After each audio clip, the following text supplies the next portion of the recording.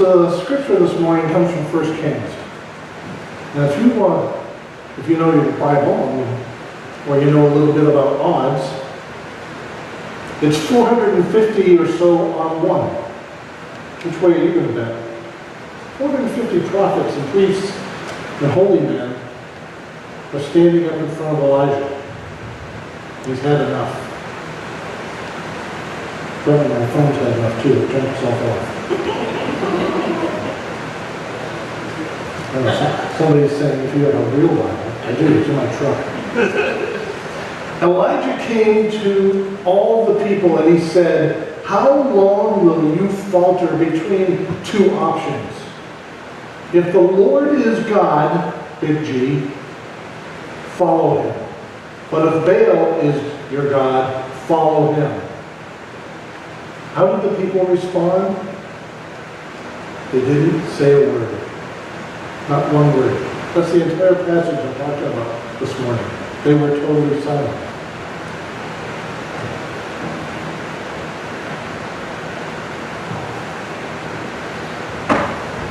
Well, we got to ask your blessing on these words this morning, that they would be your guidance and your words.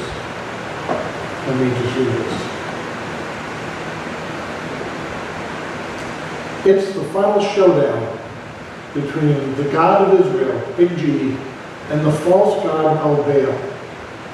Elijah calls God's people to choose once and for all between the living God, big G, who delivered them, and this false god who's captured their affections.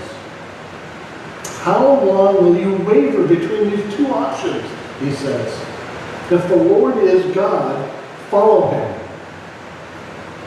But if Baal is your God, follow him. He's throwing it down. Make a decision, isn't he? This or that. One thing or the other. And the people said nothing. Why do you think that is? They don't seem to be able to have a response, or maybe they're not willing to have a response, or make a choice. I think that they're trying to hedge their bets. I think they want to sit on the fence. I think they're trying to keep their options open. You know, somebody told me recently that if you actually know what the Bible says, then you're accountable for living it and learning it and sharing it. So a lot of people in the world say, well, it doesn't really say that. It didn't. Elijah didn't really make us have a choice. He just taught that us. You know, I write this, rewrote this with a little ache in my heart.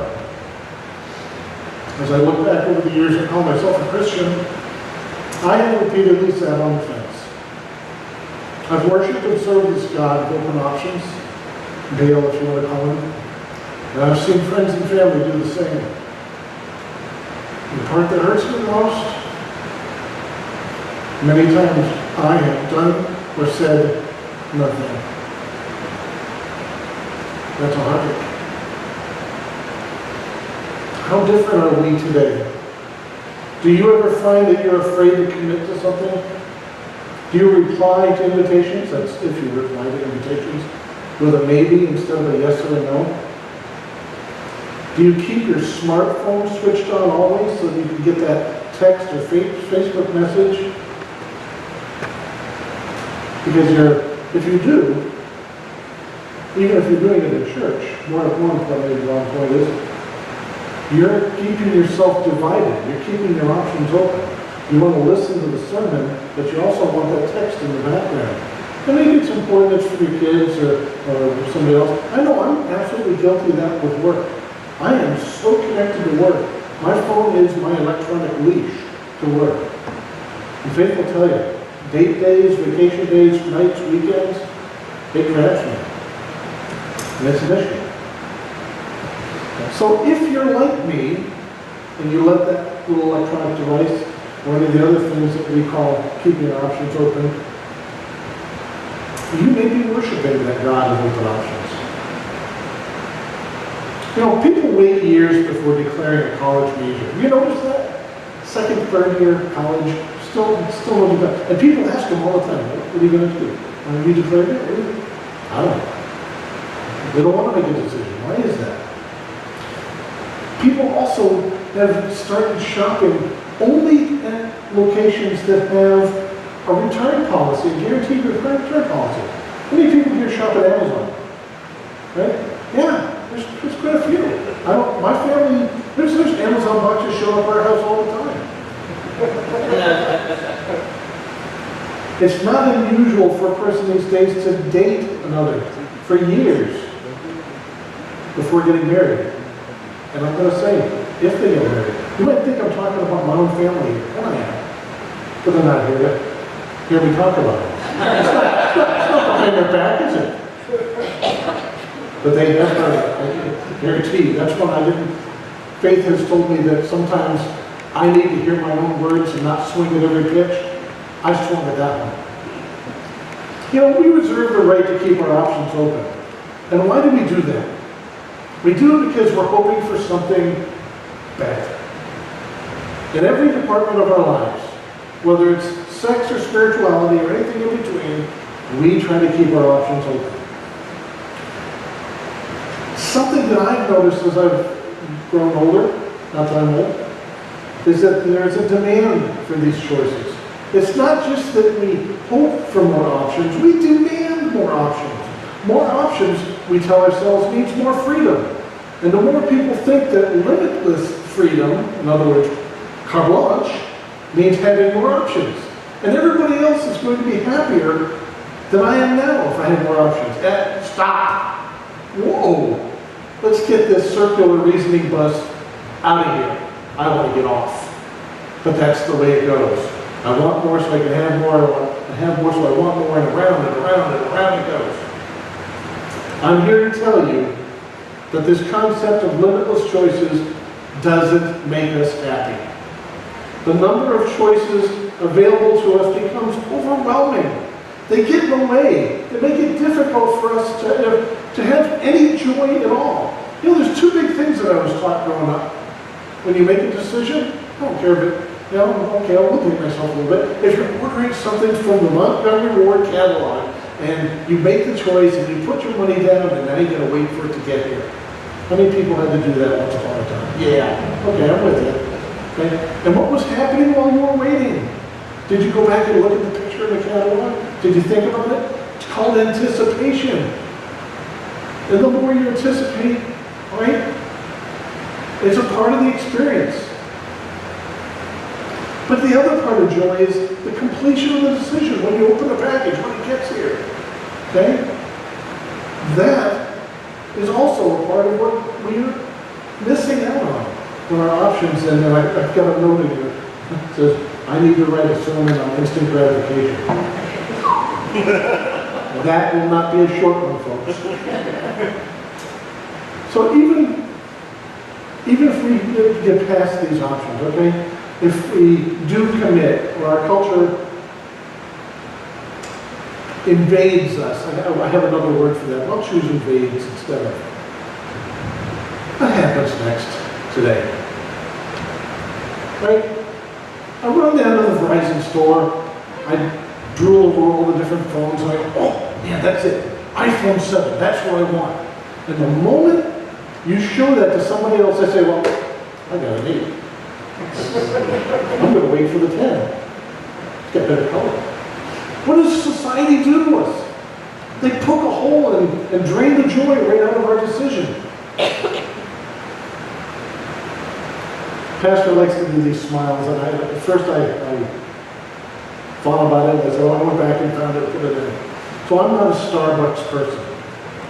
I'm not a Dunkin' Donuts person.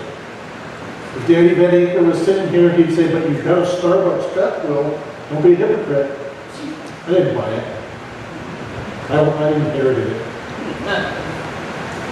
So I picked up this smile while I was searching for other material. And this guy was at a Starbucks, and during his visit, he was standing behind another customer. And that man ordered a decaf grande sugar-free vanilla non-fat latte with extra foam and the milk heated to exactly 140 degrees. As he stood in that line, he started to think, Maybe I want 140 degree coffee too. Maybe it's better at 140 degrees. He thought to himself, my choice of milk temperature up to now has been catastrophically naive. Suddenly, the other person's choice made him unhappier about his own choice. He began to covet. He wasn't even sure what he wanted anymore. He became anxious and indecisive. And then the barista, waitress, looked over at him and he froze. He wasn't ready to commit. After all, it's about more than just coffee, isn't it? Wegmans, French vanilla, K-cup. Push the button.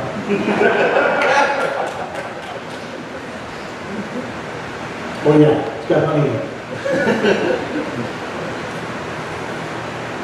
My question in this smile is, was that whole thing about the freedom of choice, or is it slavery too? It seems that the more options we have, the more afraid we are of choosing. We become enslaved to being non-committal. We don't want to make a mistake or cut down our options. In fact, we may become so fearful of making a choice, we simply refuse to choose. Garth, what's that called? Sitting on the fence. As we do that, we are worshiping an idol, a false god, one of the Baals of our culture. I've already told you his name. His name is Open Options. So, my next point is called Not Choosing as a Choice. I know sometimes you guys think I have this really convoluted mind, but hear me out here.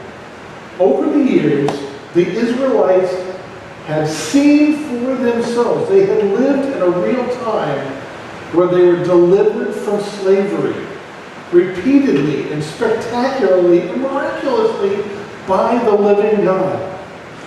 Those Egyptian gods, they were powerless against him, as were the gods of the Canaanites, the Hittites, the Amorites, the Perizzites, the Hivites, and the Jebusites.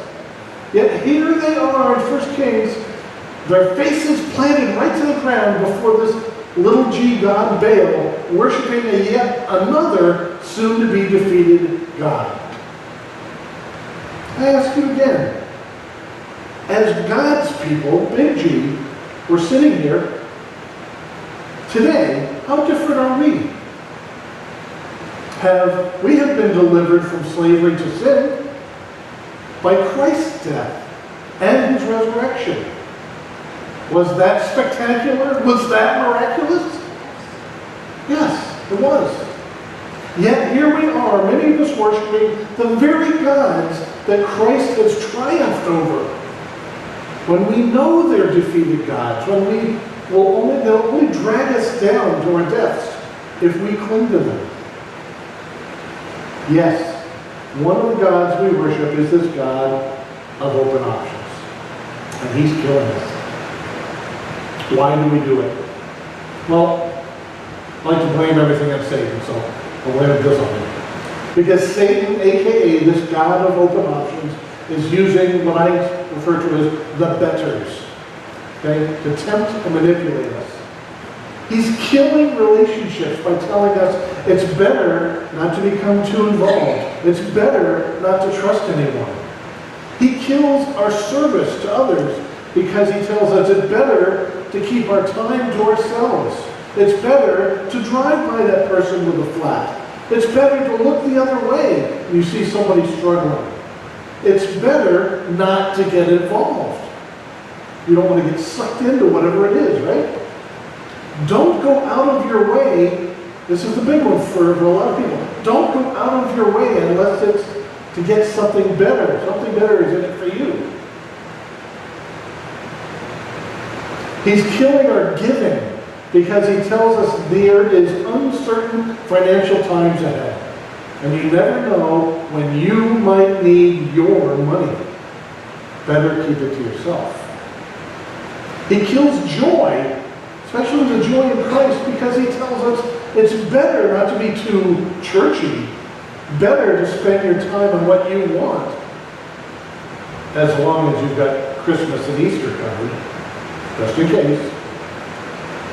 What's more frightening of all of these betters about the little God is that people may not even know they're worshiping him because he pretends not to be a God at all. In fact, he promises you freedom from all gods, all responsibilities. Keeping your options open, he says, by worshiping me, and you don't have to serve anything or anyone. No committees, okay? No Wednesday nights. You're free, totally free. Similar to the Israelites, what they thought, that by saying nothing, they were not committing adultery. But they chose not to decide. They made a choice. And the choice was to do nothing, say nothing. By refusing to act, they were actually turning away from the living God who had rescued them. At the same time, they were committing an obscene act of spiritual adultery by worshiping this God of open options. Some modern translations describe God's people as wavering between two choices. The Hebrew word that I can't pronounce is closer to our word, limping. Their indecision was crippling them. The living God, the loving triune God, did not create us to keep our options open. He didn't create us to live in perpetual fear of making a choice. He didn't create a social media gauntlet of decisions and peer pressure. Man did that all by himself. We have just two choices. Let me spell it out for you. Big G or small g. God created us to commit, but to him, which includes committing to others. Look around you, to the others. The family I was talking about earlier. Committing to the big G God and to the others who have also made the commitment to be in the family. Christ's family, the Big C Church. He created us to choose. So, the question maybe comes down to timing. When's it wise to wait or not wise to wait? It's great to be careful in our decision making, of course. Pray, to seek counsel, search the scriptures, find the wisdom from fellow Christians. The bigger the decision, the more careful we should be. But there comes a point when pausing becomes procrastination. When waiting is no longer wise. There comes a point when choosing not to choose becomes what I call that idolatry. It becomes a lack of trust in the God who ordains decisions. That's a big G God. Those decisions that we make. He gathers up all of our loose frayed ends for our good and his glory when we make the decision. Be wise, but rest in God's authority and goodness and choose. Make the decision. We read it before. Go the narrow way. Be wholehearted and single-minded. James 1:6-8 puts it like this. Believe and do not doubt. Because the one who doubts is like a wave on the sea, blown and tossed by the wind. Such a person is double-minded and unstable in all they do. Trust that God is good and sovereign and redeems our every choice that we make. And this is the hard part. Even the choices of those who murdered his own son were ordained for our own infinite good. Read Acts 4:27-28. Knowing that, how can we doubt that he intends good to come from our choices? Another reason for rejecting the little g God of open options is because the living God himself is a God who chooses. And he chose to make us in his image. So now we have to learn to make some of these choices. Yes, we need to teach our young people how to choose. and why to choose. And that's our job and our role. If you look to Ephesians 1:4, he says he chose us in him before the creation of the world. In 1 Corinthians 1:27, God chose the foolish things in the world to shame the wise. Thessalonians 2:13 says God chose you to be saved through the sanctifying work of the Spirit. Now watch out now. If the living God were as fond of keeping his options open as we are, let's say that again. If the living God were as fond of keeping his options open as we are, we would all have nothing to look forward to except eternal torment. Think that over.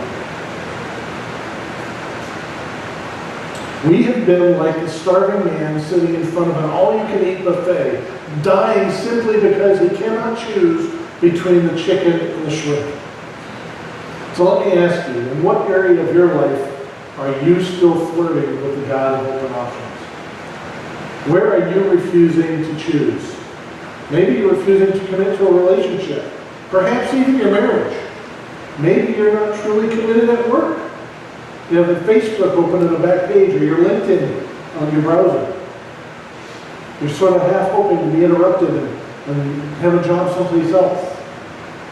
Maybe you're keeping your options open with God himself, not allowing yourself to become too committed to a ministry.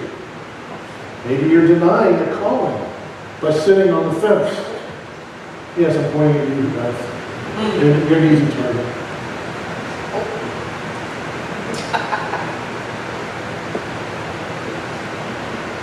Elijah is speaking to you in 1 Kings, and he's saying, make a choice.